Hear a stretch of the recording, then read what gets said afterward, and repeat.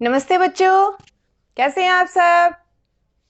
तो चलिए आज की क्लास में हम पढ़ेंगे जो हमारे अम्ल और क्षार हैं। जब वो पानी में घोले जाते हैं तो हमें पता है वो हाइड्रोजन आयन और हाइड्रोक्साइड आयन देते हैं। तो आज हम जानेंगे कि उनकी सांद्रता का किस प्रकार से हम पता लगा सकते हैं और सांद्रता का अर्थ क्या है। तो देखिए बच्चों, पानी में घोलने पर जो एसिड हैं, जो अम्ल हैं, वो ये हाइड्रोजन आयन या हाइड्रोनियम आयन देते हैं और जो क्षारक है हमारे वो ये हाइड्रोक्साइड आयन देते हैं। जो अम्ल या क्षारक जितने ज्यादा हाइड्रोजन आयन या हाइड्रोक्साइड आयन देगा तो हम ये कह सकते हैं कि उसकी सांद्रता उतनी ही अधिक है। और पानी में जब हम इन्हें मिलाएंगे तो सांद्रता कम हो जाती है। हम उसे कहेंगे तनुकरण या तनु अम्ल या तनु क्षार, तनुकृत। अब यदि हमें इनकी संख्या का पता चल जाए, इन आयनों की संख्या का पता चल जाए, तो उस संख्या के आधार पे हम अपने अम्लों और क्षारकों को प्रबल और दुर्बल वर्ग में बांट सकते हैं। देखिए कैसे। जो हमारे अम्ल हैं, जो जितने ज्यादा हाइड्रोजन आयन देगा वो कहलाएगा उतना ही प्रबल अम्ल, या हम इसे क्या कह सकते हैं बच्चों, उतना ही स्ट्रॉन्ग एसिड होगा। और जितना कम आयनों की संख्या होगी, हाइड्रोजन आयन जितने कम प्रोड्यूस करेगा वो, तो हम उसे कहेंगे दुर्बल यानी वीक एसिड या वीक बेस। सांद्रता का पता बच्चों लगाने के लिए हम एक स्केल का प्रयोग करते हैं जिसे हम कहते हैं पीएच स्केल। PH scale. अब ये क्या है बच्चों, यहां पर पीएच स्केल में जो ये पी है इसका मतलब होता है पुसांस। पुसांस का मतलब जर्मन भाषा का ये एक शब्द है जिसका अर्थ होता है शक्ति। तो हमें शक्ति का पता लगाना है, हमारा जो एसिड है, जो बेस है, वो कितने शक्तिशाली हैं या कितने वो वीक हैं, दुर्बल हैं। अब देखिए, इस स्केल पर 0 से लेकर के 14 तक के चिन्ह जो हैं वो अंकित हैं। मध्य में इसके 7 है। यहां पर जिस भी विलयन का हमें पता लगाना है कि भाई ये विलयन जो है वो अम्लीय है या वो क्षारकीय है, कितना अम्लीय है कितना क्षारकीय है, तो इस स्केल की सहायता हम लेते हैं।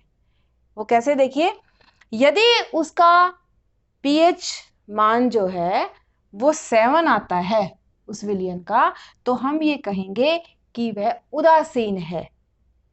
जैसे कि शुद्ध जल, हमारा पानी जो है, शुद्ध पानी, उसका जो पीएच मान है वो 7 होता है बच्चों। और यदि पीएच वैल्यू उसकी 7 है तो हम ये कहते हैं कि वो उदासीन है यानी वो शुद्ध जल है। इसके अलावा जो रक्त है, ब्लड का पीएच मान भी 7.4 होता है, तो हम ब्लड को भी उदासीन मानते हैं। अब दोनों डायरेक्शन में हम चलते हैं, आगे की ओर भी और पीछे की ओर भी। आगे की ओर जब हम चलते हैं तो यहां से हमारे क्षार शुरू हो जाते हैं, यानी जिन विलयनों का, जिन सॉल्यूशंस का पीएच मान 7 से अधिक होता है, 8, 9, 10, 11, 12, 13, 14, वो क्या है, वो क्षारक है। जितना ज्यादा ये मान होगा उतना ही वो प्रबल क्षारक होगा। जैसे मैंने यहां लिखा है कि 14 यदि पीएच है किसी विलयन का तो वो उतना ही स्ट्रॉन्ग बेस होगा। उदाहरण है यहाँ पर सोडियम हाइड्रोक्साइड। और अगर 10 है तो और एग्जांपल मैंने लिया है, यदि पीएच वैल्यू 10 है तो ये है मैग्नीशियम हाइड्रोक्साइड, जिसे हम मिल्क ऑफ मैग्नीशिया कहते हैं। यानी 7 से आगे की ओर जब हम जाते हैं तो जो क्षारकीय प्रकृति है वो बढ़ती है। और यदि हम पीछे की ओर जाते हैं, 7 से नीचे की ओर जाते हैं, तो यहाँ पर अम्लीय प्रकृति जो है वो बढ़ती जाती है, एसिड्स जो है वो शुरू हो जाते हैं यहाँ से, जिनकी पीएच वैल्यू 7 से कम है, 6, 5, 4, 3, 2, 1। अब उदाहरण के लिए देखिए आप कि जो 1 और 2 के बीच में यदि पीएच वैल्यू आती है विलियन की सॉल्यूशन की, जैसे कि एग्जांपल है नींबू का रस, तो नींबू के रस का जो पीएच वैल्यू है वो क्या है, 1 और 2 के बीच में आती है, तो इसलिए नींबू का जो रस है वो एक स्ट्रॉन्ग हमारा एसिड माना जाता है। इसके अलावा जैसे H2SO4 है, HCl है, इनका जो पीएच वैल्यू है ये कम है, यानी इस तरफ को जीरो की तरफ जो हम बढ़ रहे हैं, तो इसका मतलब ये बढ़ रही है उसकी अम्लीय प्रकृति। तो पीएच स्केल जो है वो हमें किसी दिए गए सॉल्यूशन के बारे में ये बताता है कि वो अम्लीय है, और यदि अम्लीय है तो कितना अम्लीय है, प्रबल है या दुर्बल है, और इसी प्रकार से जो क्षार है वो कितना क्षारकीय प्रकृति का है, कितना प्रबल क्षारक है, कितना दुर्बल क्षारक है। अब बच्चों आगे हम बात करेंगे यहाँ पे कि पीएच स्केल जो है वो हमारे दैनिक जीवन में हमारी किस प्रकार से मदद करता है। बच्चों यदि हम किसान हैं, हमें अपनी फसल उत्पादन करना है अपने खेत में, तो उसके लिए जो मिट्टी है उसका पीएच मान जो है वो जांचा जाता है। फसल बोने से पहले किसान अपने खेत की मिट्टी की जांच करवाते हैं, विशेष रूप से उसका पीएच वैल्यूज उसकी देखने के लिए कि उसकी पीएच वैल्यू कितनी है। अगर मिट्टी की पीएच वैल्यू 7 से कम है तो इसका मतलब उसके खेत की मिट्टी एसिडिक है, अम्लीय प्रकृति की है, और यदि 7 से ज्यादा है तो वो क्षारकीय प्रकृति की है।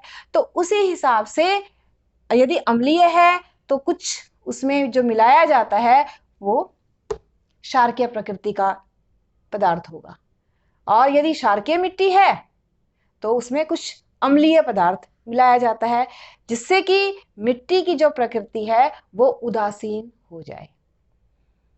उसके बाद पीएच वैल्यू, अगर बारिश होती है और पीएच वैल्यू उसकी कम है, 7 से कम है, तो ऐसी वर्षा को हम कहते हैं एसिड रेन। एसिड रेन बच्चों छोटी कक्षाओं में आपने अम्लीय वर्षा के बारे में पढ़ा हुआ है कि एसिड रेन, अम्लीय वर्षा किस प्रकार से जो जीवन है, जो जीव जगत है और जो जीवन नहीं है, जहां पर जैसे कि हमारी इमारतें हैं, संगमरमर से बनी हुई इमारतें हैं, उन पर भी वो प्रतिकूल प्रभाव डालती है। तो जलीय जीवन, जो हमारा जलीय जीवन है, यदि हमारे जलाशयों का, हमारी नदियों के पानी का पीएच वैल्यू जो है वो 7 से कम है, तो वहां पर भी जो जलीय जीवन है उसके अस्तित्व पर भी संकट पैदा हो जाता है। इसके अलावा जो पीएच वैल्यू देखी जाती है, अगर हमारे मुंह में जो पीएच वैल्यू है वो 7 से कम, 5 तक या 5.5 तक है, तो इसका मतलब हमारे अम्ल की मात्रा बहुत बढ़ जाती है मुंह में, और उससे क्या नुकसान होता है, उससे जो हमारे दांत है, दंत क्षय होता है उससे। तो ये देखिए दंत क्षय,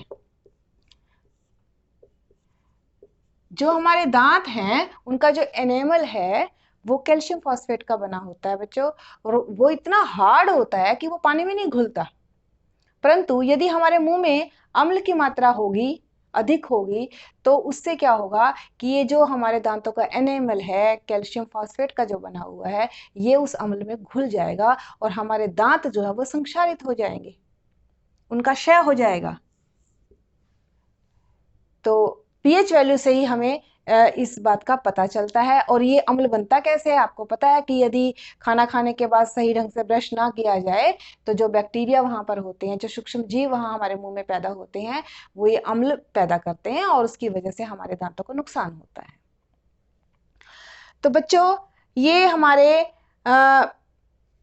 जो पीएच वैल्यू का हमारे दैनिक जीवन पर प्रभाव है। एक और प्रभाव है कि आप सबको पता है कि हमारे पाचन तंत्र में अम्ल उपस्थित होता है। हमारे आमाशय में हाइड्रोक्लोरिक अम्ल होता है बच्चों, HCl। वैसे तो ये हमारे लिए बहुत फायदेमंद होता है, ये हमारे पाचन क्रिया को जो है वो आसान बनाता है, उसमें सहायता करता है। लेकिन यदि किसी कारण से हमारे आमाशय में इस अम्ल की मात्रा बढ़ जाती है तो उससे क्या होता है, उससे अम्लता, एसिडिटी, ये तकलीफ हमें हो जाती है और उससे हमें नुकसान होता है कि जो हमारे आमाशय की जो आंतरिक भित्ति है उसमें जख्म हो जाते हैं, घाव हो जाते हैं। और इसलिए जो हमारा अम्ल है उसकी एक निश्चित मात्रा से अधिक मात्रा नहीं होनी चाहिए हमारे अंदर। तो ये भी इसका भी हमें पता कैसे लगता है, पीएच वैल्यू से, कि यदि पीएच वैल्यू कम हो जाती है, 7 से कम हो जाती है तो एसिडिटी की प्रॉब्लम हो जाती है। और उसको दूर करने के लिए उसको हमें उदासीन करना पड़ता है क्षारक की सहायता से। मैग्नीशियम हाइड्रोक्साइड, ये देखिए बच्चों यहाँ पर ये है मिल्क ऑफ मैग्नीशिया, कि यदि हमारे आमाशय में हाइड्रोक्लोरिक अम्ल की मात्रा एक निश्चित मात्रा से बढ़ जाती है तब उसको उदासीन करने के लिए जो ये क्षारक है मिल्क ऑफ मैग्नीशिया या मैग्नीशियम हाइड्रोक्साइड, वो दवाई के रूप में रोगी को दिया जाता है। तो बच्चों इस प्रकार से पीएच वैल्यू के द्वारा हम आसानी से ये पता लगा लेते हैं कि हमारे दैनिक जीवन में जो विलयन हमें मिलते हैं या जो भी वस्तुएं हम प्रयोग करते हैं उसमें वो अम्लीय हैं या वो क्षारकीय हैं, और उसी हिसाब से उससे संबंधित हम अपना उसका इलाज कर लेते हैं। यदि वो बीमारी है, बीमारी जैसे मैंने अभी दंतशय के बारे में बताया, एसिडिटी के बारे में बताया, और यदि हम किसान हैं, हमें फसल बोनी है तो हमें अपनी मिट्टी का पीएच का पता होना चाहिए। जो पानी हम पीते हैं उसके पीएच का हमें पता यदि है तो हम उसकी अम्लीयता या उसकी क्षारीयता को संतुलित कर सकते हैं। तो बच्चों ये था हमारा पीएच स्केल, और पीएच स्केल का हमारे दैनिक जीवन में उसकी क्या उपयोगिता है इसके बारे में आज हमने चर्चा की। तो आज के लिए बस इतना ही, और देखते रहिए, चैनल को सब्सक्राइब कीजिए ताकि आपको इससे संबंधित और वीडियोस आसानी से मिलती रहें। Thank you.